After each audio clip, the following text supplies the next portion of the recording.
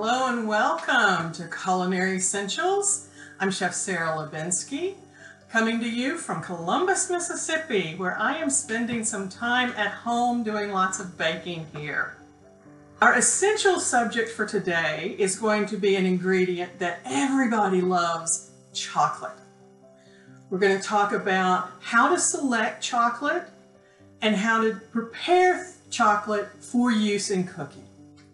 Chocolate comes to us from a tree called Theobroma cacao, which literally means food of the gods. That's how wonderful the ancients thought this stuff was. If you've traveled with any of us in the Caribbean, been on any of our cruises, you know so many ports you can visit markets that have cacao pods for sale, or you can visit cocoa plantations and actually see the chocolate growing there. Those plants, the Theobroma cacao, produce little seeds which are ground up and give us something called cocoa nibs. Now these nibs are crunchy, they will not melt, they will not dissolve if you bake with them, but they're very popular these days because they have a very high antioxidant content and they're delicious as a crunchy little extra thing in cookies or brownies or the topping on ice cream. Remember, there's no sugar in your cacao nibs. So if we take these cacao nibs and we process them by putting a lot of pressure on them, they're going to separate into the two key ingredients, fat and solids. The fat in the cocoa is cocoa butter. Cocoa butter is used for candy making. Fine chocolates will use this, and you've probably seen it in cosmetics as well. The cocoa butter in your lotion is the same cocoa butter that is in chocolate. It is basically flavorless at this point. The other component, the solids, this is very much like any cocoa powder that you would use for making brownies, making a cup of hot chocolate. Cocoa powder with no sweeteners, no flavorings. So those are the components from the cacao bean. Now a manufacturer may take these components and add sugar, vanilla, something to emulsify like a soy lecithin, and create a chocolate bar, or chocolate candy for you. We have lots of different types of chocolate candies. Let's start with a 95%.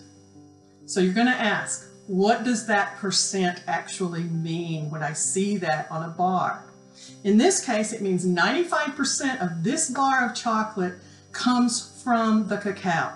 It can be a combination of the cocoa butter and the cocoa solids. So if this is 95% cacao, then only 5% could be sugar, milk, or flavorings.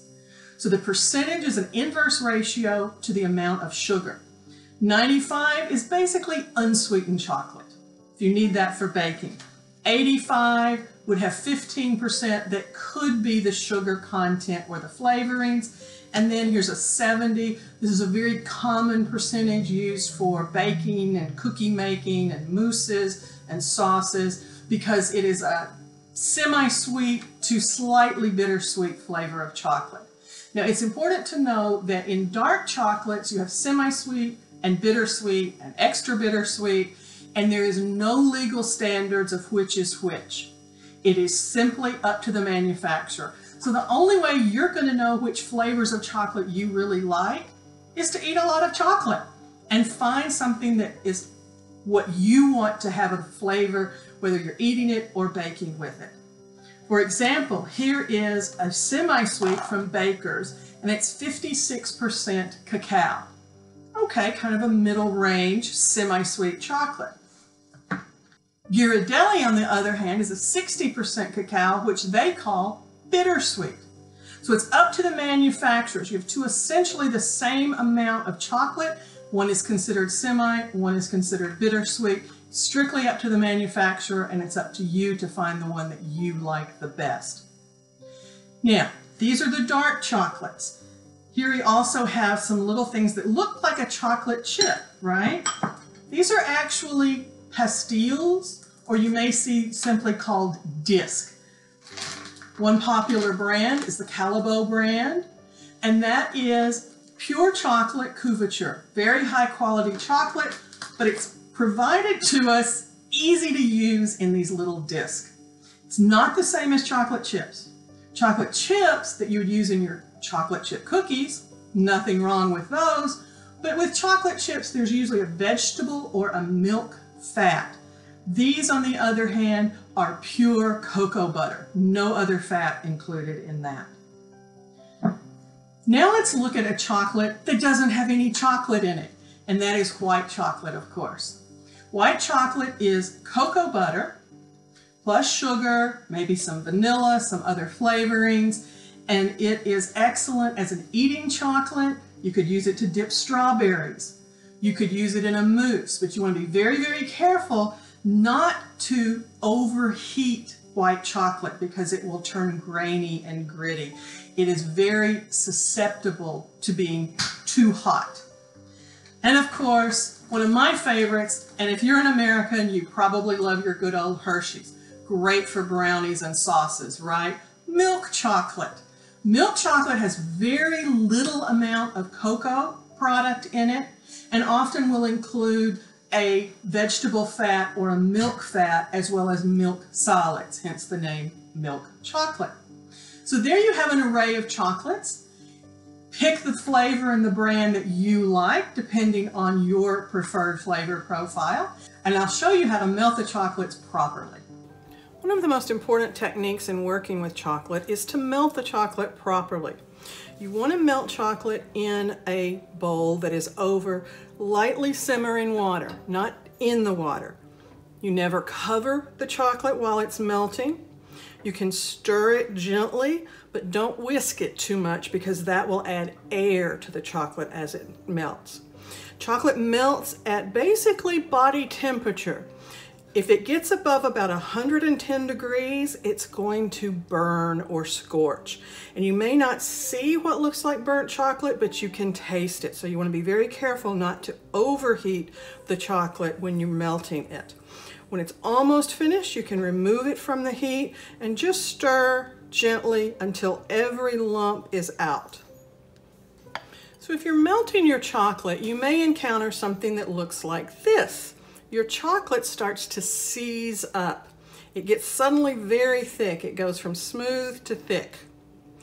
This seizing is caused because a small amount of water, either from steam or from covering it, or even water that might have been in a wooden utensil that you're using, has caused the solids in the cocoa to seize up.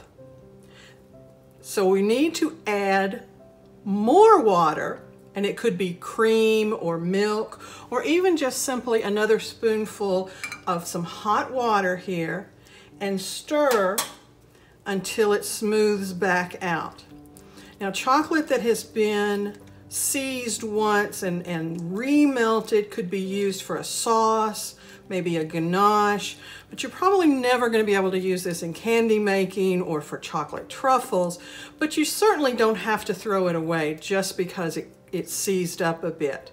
As you can see, I've added a small amount of water and it's getting smoother again.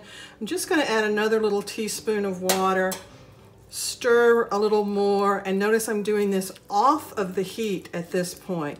And now you can see it getting smooth and creamy looking again. So that's it for our essential look at chocolate. I do look forward to cruising again soon and to seeing you all back in the culinary centers. Until then, stay safe and happy cooking.